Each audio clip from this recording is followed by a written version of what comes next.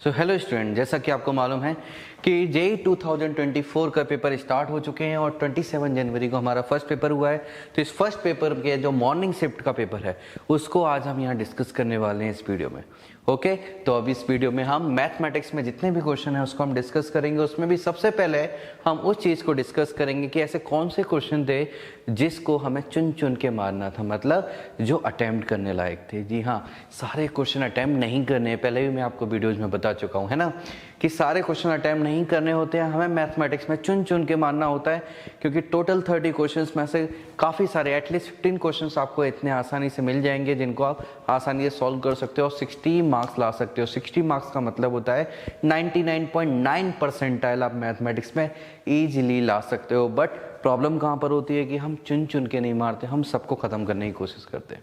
Okay, तो शुरू करते हैं हमारे क्वेश्चंस को। हमारा पहला क्वेश्चन है जिसकी हम बात करते हैं, ये आया है find number of common terms in the two given series. तो एक सीरीज हमें दी गई है 2, इनमें जो कॉमन टर्म्स हैं ये हमें कैलकुलेट करनी है। ये हमारा क्वेश्चन है। तो देखो बहुत आसान क्वेश्चन है, मैंने यहाँ कॉन्सेप्ट भी लिखा है, अर्थमेटिक प्रोग्रेशन का है, सिंपल। कैसे हमें पता चलेगा? तो देखो ये पहली सीरीज है, यहाँ पर टर्म्स का जो डिफरेंस है वो कितना है 5, कॉमन डिफरेंस 5 है, और यहाँ कॉमन डिफरेंस कितना है 6। तो हम बोलेंगे फर्स्ट सीरीज यानी कि d1 is equal to 5 and second series में जो डिफरेंस है वो कितना है 6 है। 5 और 6 यहाँ डिफरेंस आ गया। तो हम क्या करेंगे, एक ऐसी सीरीज बनाएंगे जिसमें इन दोनों के कॉमन टर्म्स एग्जिस्ट करेंगे। और वो कॉमन टर्म्स कैसे निकालेंगे? तो यहाँ हमें दिख रहा है कि फर्स्ट कॉमन टर्म है, उसकी वैल्यू क्या है 9। नाउ नेक्स्ट कॉमन टर्म क्या होगा, उसके लिए हमें क्या निकालना है, डी निकालना है। डी मतलब क्या है, कॉमन डिफरेंस। और वो कॉमन डिफरेंस कहाँ से आएगा, इन दोनों का एलसीएम हमें लेना होता है, और ये एलसीएम कितना आने वाला है 30। दैट्स वाई नेक्स्ट टर्म कितना आ जाएगा 39, नेक्स्ट टर्म कितना आ जाएगा 69, नेक्स्ट टर्म कितना आ जाएगा 99। ऐसे ही चलती जाएगी ये सीरीज। बट हमें ये चेक करना है कि आखिर ये सीरीज कहाँ तक जा रही है, और जहाँ तक जाएगी उस तक हम कैलकुलेट कर लेंगे। अब ये कैसे कैलकुलेट करेंगे कहाँ तक जा रही है? हमें बोला है 25 टर्म चाहिए पहली सीरीज में। तो चलिए फर्स्ट सीरीज के लिए हम कैलकुलेशन करते हैं। तो फर्स्ट सीरीज हमें बताएगी फॉर सीरीज नंबर 1 हम बोलेंगे 25th टर्म क्या होगा, T25 यदि हम निकालेंगे तो हमें क्या पता है, a plus n minus 1 into D. तो a प्लस n माइनस 1 यानी कि 24 इंटू डी कितना है यहाँ पर 5, d5 है तो 4 प्लस 120, मतलब ये कितना मिल जाएगा हमें 124 मिल गया। नाउ अब हमें क्या करना है, सेकंड सीरीज के बारे में बात करनी है। सेकंड सीरीज हमें दी गई है 3 से स्टार्ट है और कहाँ तक जा रही है 37 टर्म्स हैं टोटल। So T37 is equal to कितना आ जाएगा, first term a plus n minus 1 into D यानी कि 36 इंटू डी कितना यहाँ पर 6 है। सो 36 इंटू 6 आएगा। 36 इंटू 6 यदि हम कैलकुलेट करेंगे तो 36 इंटू 6 कितना आता है बताओ, 36 इंटू 6 आ जाता है 216, और 216 तो 3 प्लस 216 और ये कितना हो जाएगा 219, ये 219 हो जाएगा। अब हम देखेंगे सीरीज कहाँ तक जा रही है। यदि मैंने 30 और ऐड किया इसमें, तो जैसे ही मैंने 30 और ऐड करूंगा तो ये मुझे क्या मिलेगा 129। लेकिन ये नंबर एग्जिस्ट नहीं कर सकता, क्यों? क्योंकि वो नंबर इससे बड़ा हो गया। कॉमन के लिए वो नंबर दोनों ही सीरीज में एग्जिस्ट करना चाहिए। इसलिए हम बोल सकते हैं ये जो 4 नंबर्स हैं यही हमारे आंसर होंगे। मतलब हम किस पर टिक करेंगे, ऑप्शन नंबर 1 पर, ये हमारा आंसर आ जाएगा। Okay, got it. चलिए नेक्स्ट क्वेश्चन हम देखते हैं। तो नेक्स्ट क्वेश्चन हमारा ये है, इन्होंने स्पेशल सीरीज का क्वेश्चन दिया गया है। वैसे ये बोला था सिलेबस में कि स्पेशल सीरीज से क्वेश्चन नहीं पूछा जाएगा, बट फिर भी इन्होंने स्पेशल सीरीज से क्वेश्चन पूछ लिया है। कोई बात नहीं, सॉल्व कर देते हैं। वैसे भी ये बहुत डिफिकल्ट क्वेश्चन नहीं है, हमें ये करना आता है। हमें कैसे करते हैं, हमें दिख रहा है कि ये जो क्वेश्चन है ये किसका है, ये जो सीरीज बन रही है, ये सीरीज जो बन रही है ये है AGP यानी कि अर्थमेटिको ज्योमेट्रिक प्रोग्रेशन। ये सीरीज किसकी है, अर्थमेटिको ज्योमेट्रिक प्रोग्रेशन। तो ये सीरीज जब बनती है तो हम क्या करते हैं, जो भी जीपी का कॉमन रेशियो होता है उससे पूरे में डिवाइड कर देते हैं या मल्टीप्लाई कर देते हैं, मल्टीप्लाई कर देते हैं। यहाँ 1/4 है इसलिए हम बोल सकते हैं 4 से डिवाइड करेंगे तो, और उससे मल्टीप्लाई करके एक टर्म आगे ले जाके हम उसको सब्ट्रैक्ट करते हैं। तो चलिए हम करते हैं। सबसे पहले मैं सीरीज को लिख देता हूँ।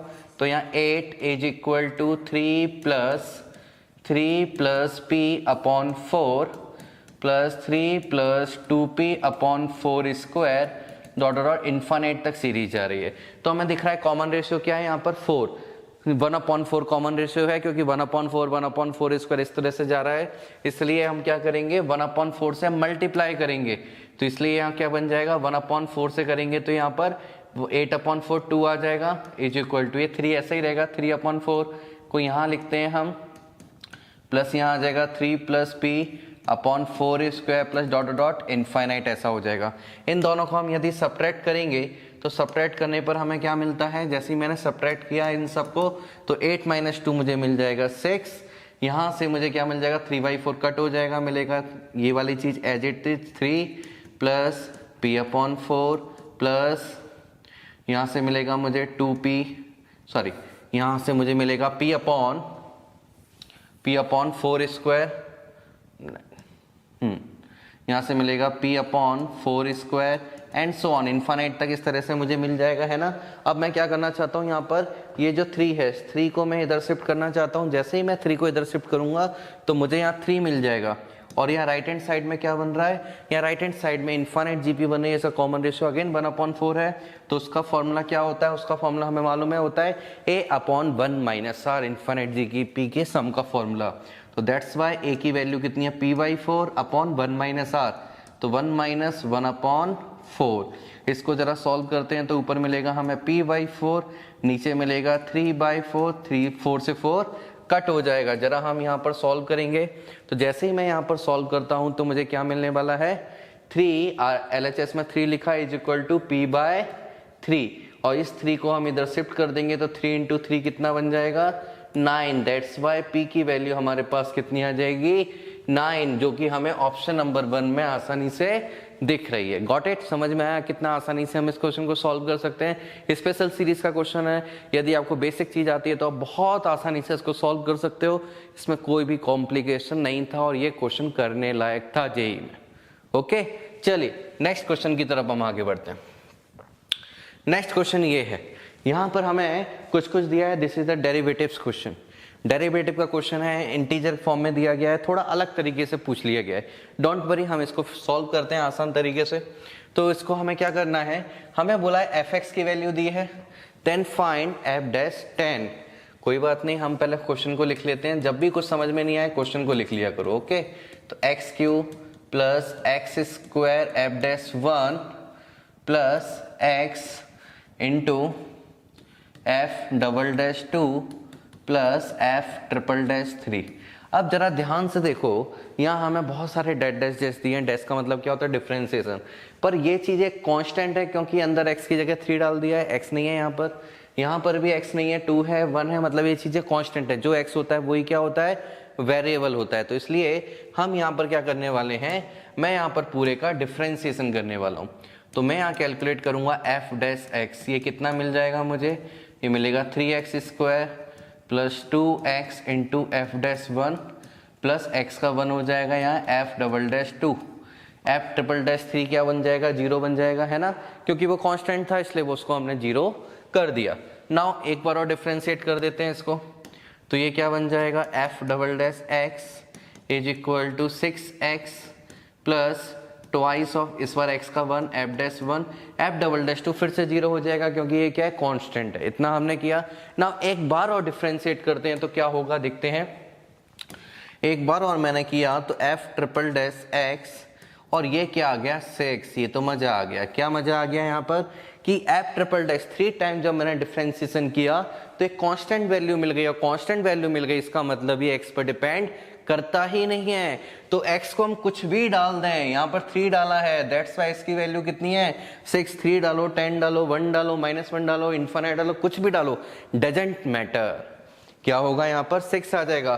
तो हम यहाँ से ये भी बोल सकते हैं कि x की जगह यदि हमने 3 डाल दिया तो f'3 की वैल्यू कितनी हो गई 6 हो गई। ये हम कंक्लूजन निकाल सकते हैं। Got it, clear. ये हमने कंक्लूजन निकाला, इसकी वैल्यू हमने निकाल ली। ओके, अब क्या करना है, बोलोगे सर अब क्या करें। ओके, बताते हैं क्या करो आप। हम थोड़ा इधर आ जाते हैं। अब यहाँ पर f'2 दिखाई दे रहा है, तो मैं इस इक्वेशन में x की जगह 2 डालना चाहता हूँ। ऐसा क्यों करना चाहता हूँ वो अभी समझ में आ जाएगा। जैसे ही मैं इधर डालता हूँ तो मुझे क्या मिलेगा f'2 is equal to 6 into 2 यानी कि 12 plus twice of F dash 1। इस तरह से एक इक्वेशन मिल जाएगी, है ना। इसको कुछ नाम दे देते हैं, अभी तक कुछ इक्वेशन नहीं बनाई है, इसको इक्वेशन नंबर 1 नाम दे दिया हमने। ओके, अब क्या करें सर आप बोलोगे, ओ कुछ नहीं, अब नेक्स्ट वाली इक्वेशन लो। अभी हमने कैलकुलेट की थी ना, अभी तक फाइनल आंसर नहीं निकाला है। अब यहाँ एफ डैश 1 दिख रहा है, तो यहाँ एवन की एक्स की जगह क्या डाल देंगे हम, 1 डाल देंगे। तो जैसे ही मैं एक्स की जगह 1 डालता हूँ तो मुझे मिलेगा यहाँ पर F dash 1 is equal to 1 का स्क्वायर 1 यानी कि 3 प्लस ये भी 1 हो जाएगा, तो ट्वाइस ऑफ एफ डैश 1 मिलने वाला है। और प्लस मुझे क्या मिल जाएगा यहाँ पर, एफ डबल डैश 2। अच्छा, एफ डबल डैश 2 की वैल्यू ऑलरेडी हम यहाँ कैलकुलेट कर चुके हैं, तो मैं क्या चाहता हूँ यहाँ से इस वैल्यू को यहाँ सब्स्टिट्यूट कर देते हैं। चलिए कर देते हैं, और इसको मैं इधर ले आता हूँ, तो ये 2 इधर आके -1 बन जाएगा, तो माइनस ऑफ एफ डैश 1 आ जाएगा is equal to 3 plus F double dash 2 है, तो यहाँ क्या आ जाएगा 12 plus twice of F dash 1। ये ऐसा आ चुका है। अब इस पूरे को भी मैं इधर शिफ्ट कर लेता हूँ, तो इधर आ जाएगा, तो -3 टाइम्स एफ डैश 1 हमें मिल जाएगा। ये कितनी आ जाएगी वैल्यू, 15 आ जाएगी। इससे 5 टाइम्स कट हो जाएगा और माइनस भी उधर पहुंच जाएगा। That's why F dash 1 is equal to कितना आ जाएगा, -5।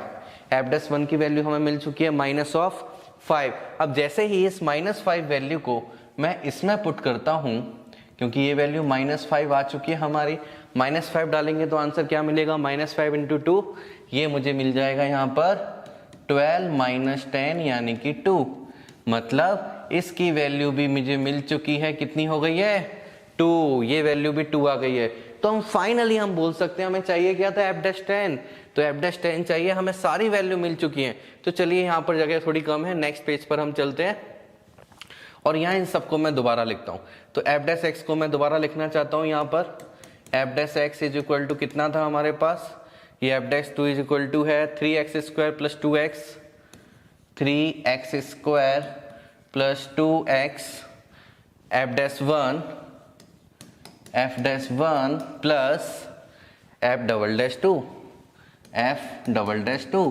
अब इन सब की वैल्यू में डालना चाहता हूँ। एफ डबल डैश 2 कितना आ गया हमारे पास, एफ डबल डैश 2 आ गया है 2, ये वैल्यू मैं पुट करना चाहता हूँ। और एफ डबल डैश 1 कितना आ गया, -5, इसको मैं पुट करना चाहता हूँ। तो जैसे ही मैं इनको पुट करता हूँ, इसको -5 किया, तो मुझे मिला f dash x is equal to 3x square, -5 जैसे ही डाला तो -10x, और उसको 2 डाला तो हमें क्या मिल गया, 2 मिल गया। अब मुझे चाहिए क्या था, मुझे तो भैया ये चाहिए था एफ डैश 10। मतलब अब मेरा काम क्या बचा है, एक्स की जगह सिंपल क्या डाल दूंगा मैं, एक्स की जगह 10 पुट कर दूंगा, बस इतना सा काम बाकी है। तो एक्स की जगह हम 10 पुट कर देंगे। तो जैसे ही मैं एक्स की जगह 10 पुट करूंगा, f dash 10 is equal to 3 into क्या आ जाएगा यहाँ 100, माइनस ये 10 इंटू 10 बन जाएगा, प्लस 2 आ जाएगा। तो ये आ जाएगा 300 माइनस 100 प्लस 2। मतलब इसको सॉल्व करेंगे तो ये कितना आ जाएगा, 202, 202 आंसर मुझे आ जाएगा। ये इंटीजर वाला क्वेश्चन था, न्यूमेरिक रिस्पॉन्स वाला, तो हमें क्या आंसर देना है, 202। ये हमारा आंसर होना चाहिए। तो कमेंट बॉक्स में बताइए आप में से कितने लोगों का यहाँ तक सही है। तो एक हमारा एक क्वेश्चन है, बहुत अच्छा क्वेश्चन है, कॉम्प्लेक्स नंबर का इस बार पूछा गया है। बहुत ही आसान क्वेश्चन है, यदि आपको बेसिक आता है ज्योमेट्री का तो आप बहुत आसानी से कर सकते हो। हमने ये मॉडुलस दिया है, हमें मॉडुलस दिया गया है, modulus of z minus iota is equal to modulus of z minus 1 is equal to modulus of z plus iota. और मैंने हमेशा से बताया है कि मॉडुलस ऑफ z माइनस या कभी भी z1 दिया है तो इसका ज्योमेट्रिकल मीनिंग क्या होता है, इसका ज्योमेट्रिकल मीनिंग होता है distance of z from z1, कि z का डिस्टेंस z1 से कितना है। तो इसका मतलब यदि हम इस वाली चीज को हम दोबारा से लिखें, इस वाली चीज को हम दोबारा से लिखें जो कि हमें क्वेश्चन में दिया गया है, तो हम क्या बोलेंगे, हम बोलेंगे ये दिया गया है z minus iota modulus is equal to z minus 1 का modulus is equal to modulus of z minus of minus iota, यानी कि z का डिस्टेंस आयोटा से, z का डिस्टेंस 1 से और z का डिस्टेंस माइनस आयोटा से, ये सारे डिस्टेंस बराबर हैं। तो और इसको हम कैसे रिप्रेजेंट करेंगे, हम सिंपल हम कोऑर्डिनेट एक्सिस बनाएंगे, ये रियल एक्सिस है, ये इमेजिनरी एक्सिस है, और इस इमेजिनरी एक्सिस में हमें मालूम है, क्या मालूम है कि आयोटा कहाँ पर होगा, यहाँ पर होगा, माइनस आयोटा कहाँ होगा, इधर होगा, और 1 कहाँ पर होगा, यहाँ पर होगा। और हमें बोला है z एक ऐसी जगह है जो कि इन तीनों पॉइंट से इक्वल डिस्टेंस पर है। ऐसे कितने पॉइंट पॉसिबल हैं? तो हम बोल सकते हैं एक ही पॉइंट पॉसिबल है जो कि क्या है, ओरिजिन। तो हम सिंपल डायरेक्टली 2 ऑप्शन टिक कर सकते हैं। कोई क्वेश्चन सॉल्व करने की जरूरत नहीं, कोई एल्जेब्रिक मेथड लगाने की जरूरत नहीं है। थोड़ी सी ज्योमेट्री यदि आपको आती है तो विद इन 5 सेकेंड और 10 सेकेंड आप इस क्वेश्चन को टिक कर सकते हो, सॉल्व कर सकते हो। ये क्वेश्चन है बाइनोमियल का, बहुत इंपॉर्टेंट और बहुत अच्छा, बहुत ही सिंपल क्वेश्चन आया था जो कि आपको डेफिनेटली करना चाहिए था, है ना। यहाँ पर हमें क्वेश्चन में बोला है if the sum of coefficient of this and this is a and b, कि इसके कोएफिशिएंट के सम को a नाम दे दिया और 1 plus x square power n के कोएफिशिएंट्स के सम को b नाम दे दिया। तो यदि आपको एक बेसिक चीज पता है कि सम ऑफ द कोएफिशिएंट्स इनका कैसे निकालते हैं, ये कैसे निकालते हैं, बहुत ही आसान तरीका है। Simple put y x is equal to 1, that's why a की वैल्यू कितनी आ जाएगी, a क्या होगा, इसमें हमें x इज इक्वल टू 1 डालना है। जरा x इज इक्वल टू 1 डालो, क्या आएगा, 1 माइनस 3 यानी कि -2 प्लस 10 8, मतलब 8 पावर n, जिसको 2 के टर्म्स में 2 पावर 3n भी हम लिख सकते हैं। सिमिलरली यदि हम दूसरे का निकालें b में, तो x की जगह हम 1 डाल देंगे, 1 डाला 1 प्लस 1 2 पावर n आ जाएगा। तो सिंपल हम क्या बोल सकते हैं, यहाँ साफ साफ हमें दिख रहा है कि b को यदि क्यूब करेंगे तो हमें a के बराबर मिल जाएगा, तो a is equal to b cube, यानी कि option number 2 a is equal to b cube, ये हमारा आंसर आ जाएगा।